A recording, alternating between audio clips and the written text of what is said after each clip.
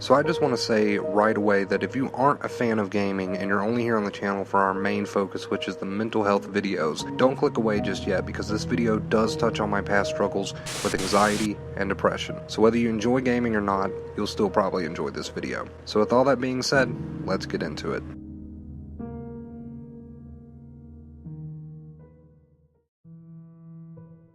Silent Hill, my home away from home. For those of you out there who know anything about the Silent Hill franchise, you're probably wondering why I'm referring to it as my home away from home. After all, the Silent Hill franchise is creepy, disgusting, and terrifying. Well, let me explain.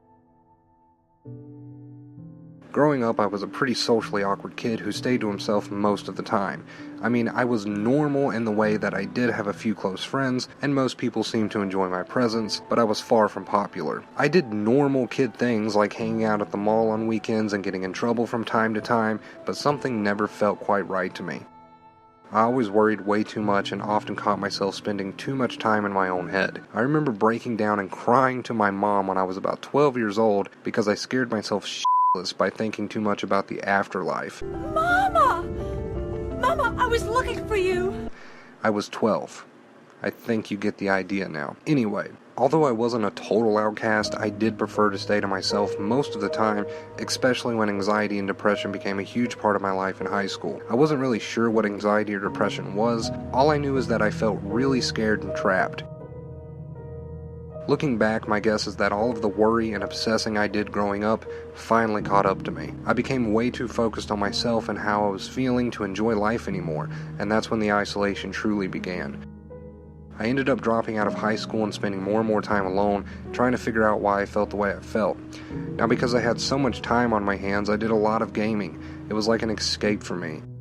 I could be a part of another world and almost completely forget about myself, at least for a short while. Now, I'd always been a gamer, but after isolating myself from the world, gaming became an even bigger part of my life. This is where Silent Hill enters the picture. Just to be clear though, I had played the Silent Hill games before my life was consumed by anxiety and depression, but it was only after these things started really affecting me that I truly fell in love with the franchise. At first, I couldn't understand why I was so in love with these dark, horrifying games. I mean, if I was feeling so lost on the inside, one would assume that I'd fall in love with something a bit more, I don't know, happy? Super Mario Sunshine or something? But no, Silent Hill had become my favorite franchise, and it wasn't until after I grew up a little bit that I realized why.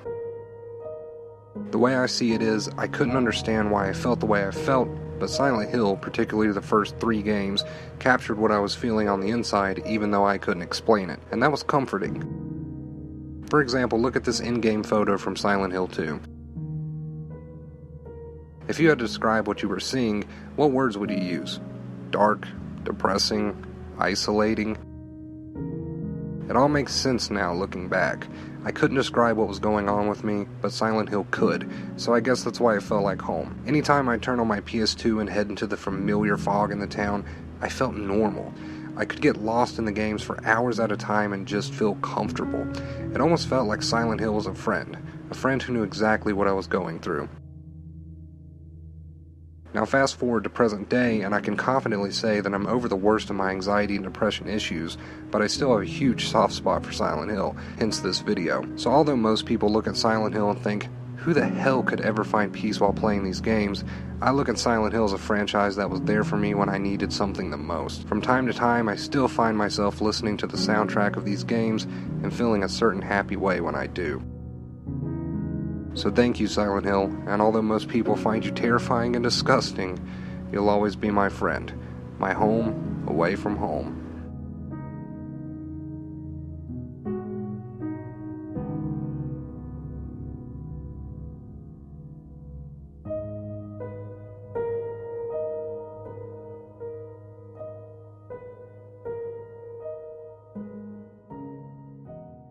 Hey guys, WonderBro here. I hope you enjoyed today's video. It's not something I normally do, but I've been wanting to make this video for a long time now, so I'm glad to have finally made it and to finally have put it up. So I hope you guys enjoyed it. Make sure you leave a like if you did, subscribe if you haven't already, and until next time, as always, stay awesome.